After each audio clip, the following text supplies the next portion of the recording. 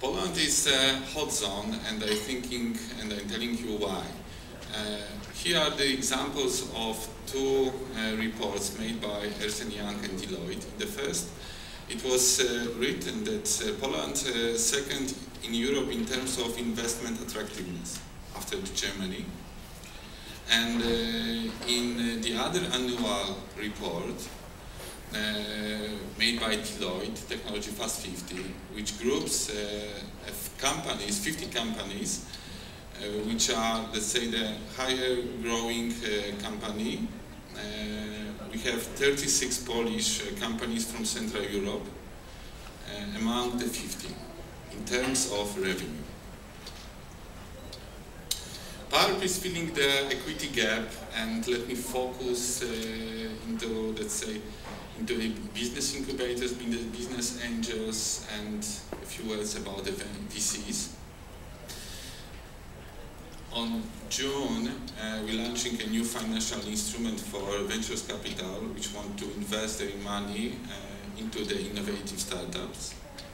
But going back to the beginning, how the business incubators support to create new startups. Right now, we have 43 business incubators, and their process is very simple. First is the selection of ideas, and then the incubators decided to make the pre-incubation. During this phase, the incubators make some analysis, make the prototypes, and checks, and then he wants to know if it's worth to invest the money or stop. If he decided to invest the money, he knows that he get the money. There will be also the startups can get to the profit for the startup and also for the business incubators. And the last phase of this is the investment. But very simple. The maximum, let's say, co-investment in the startup is less than 200,000 euros. And this is really a unique formula, because after the investment, the business incubator is obliged to make the process from the beginning. So he has to make the selection, pre-incubation, and investment. Some figures about this instrument. As I mentioned, we supported 43 business incubators, and we are planning to at the end of 2013 that we're going to have 53 business incubators with the amount of the money almost 300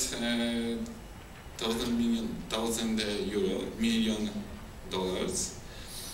We expect that we're going to have 3,000 pre-incubations. Some of them become the startups with the amount of the money coming from business incubators, but some of them will be also from the VCs or from the business angels. And to the end of 2015, we are expecting that we have almost 1,000 innovative startups, thanks to this program. Here are the examples of well-known technology companies. Some of them are here on Fairmont today, Fairmont Hotel. Some of them also get the money and were supported from Polish Agency for Enterprise Development or from the National Capital Fund. It's a fund of funds which capitalize the ventures capital.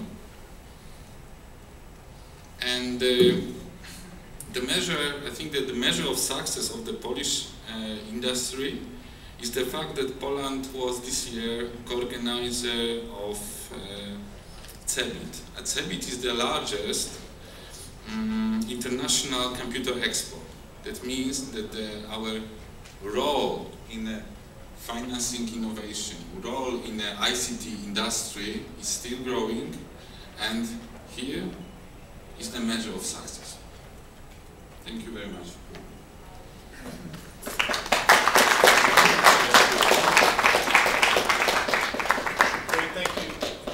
Thank you very much, Michael. Just a quick follow-up question. I'd be interested in hearing a little bit more when you were putting together this program. You know, the history of high-tech incubation is that it has generated, on the one hand, a lot of activity, a lot of startup companies, but almost all of those companies fail eventually, right? And so that's a tough thing to sort of think about when you're planning on putting together an incubator. Very, very small percentage of the companies actually grow up to be successful companies. Could you talk a little bit about how, you know, your group thinks about, you know, getting the most out of the incubation process and making sure that there's value creation even if the startup company doesn't necessarily succeed?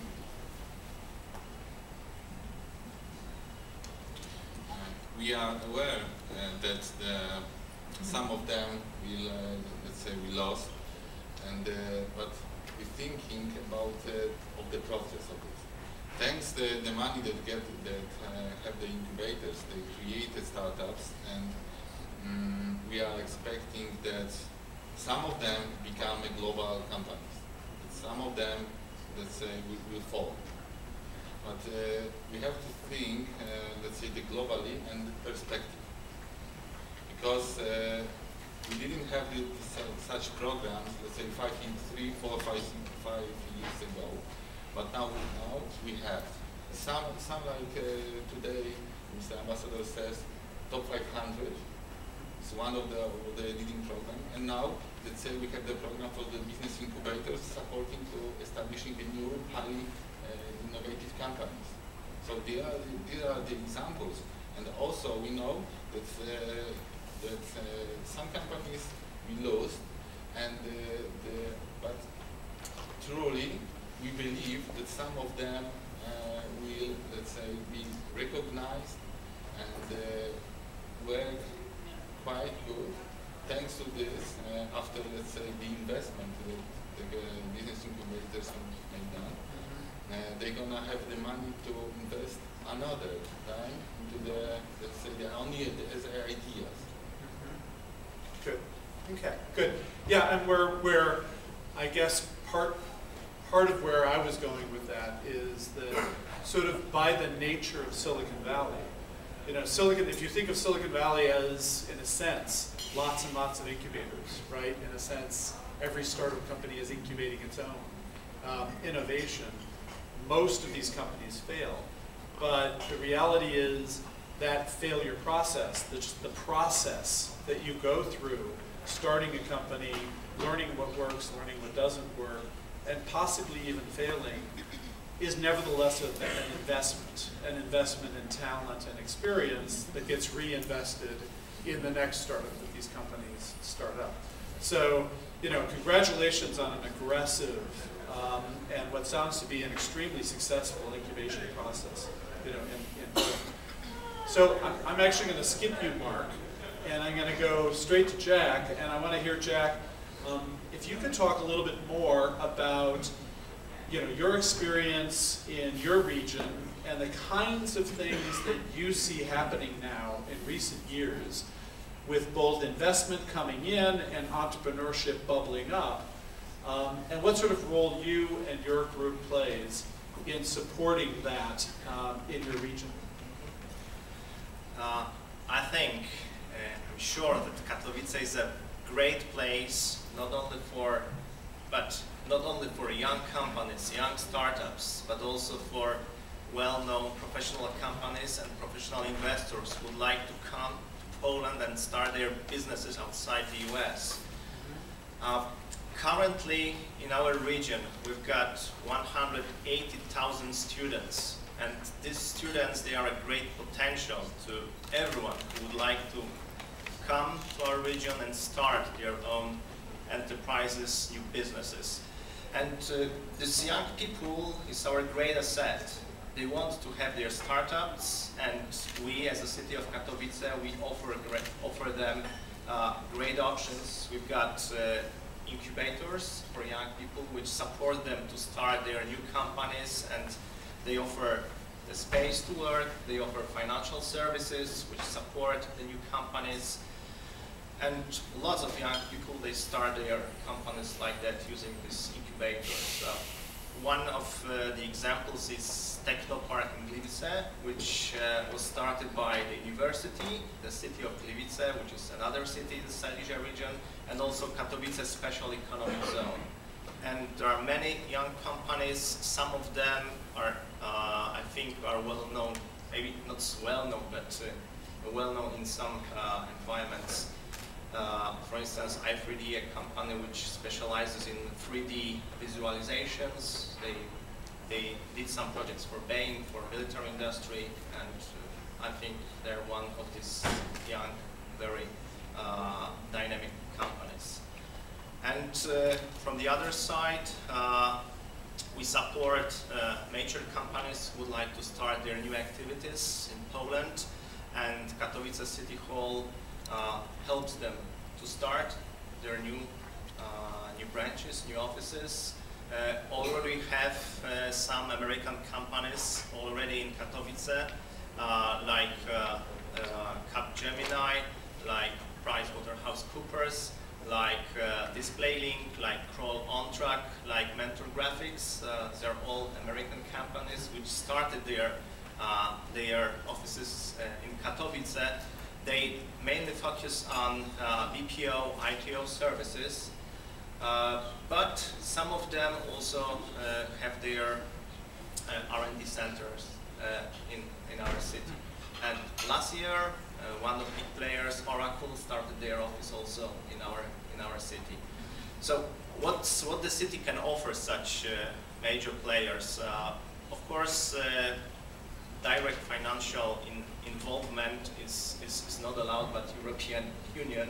So, but there are several options we can offer indirectly by helping to find offices, by help in tax relief, for instance, for real estate, but by helping the companies to find proper employees, by helping to advertise in several marketing activities. So these are all the things we can offer our investors. And if somebody is interested in more details, maybe we can talk after the session. And I think, is some of the information in the material that has been distributed? So, yes, that's true. So read your bags carefully. There's lots of good information in there. So, so Jack and Michael and Mark, if you want to pitch on this as well, could you talk a little bit about the characteristics of the most successful Polish entrepreneurs? So what is, in your experience, of the talented entrepreneurs and talented and successful Polish companies you've seen, what are the characteristics of the ones that have been most successful? What differentiates them from the rest of the startups you see? And I think that many Polish IT companies, they perform really well as startups. Okay? If you start an IT company, you mustn't have the very big financial involvement. Now you can use internet, you can use data centers, and you are even able not to buy servers, just use the cloud services, which are really helpful in starting IT companies. And in Poland, we've got a great group of programmers which can support, I think, any kind of IT activities, starting from operating systems through the development of end user applications. So I think this kind of maybe not so big, small IT companies that are growing rapidly in Poland, and I think you will hear about them in future. Michael, any comments of what you're seeing in terms of the most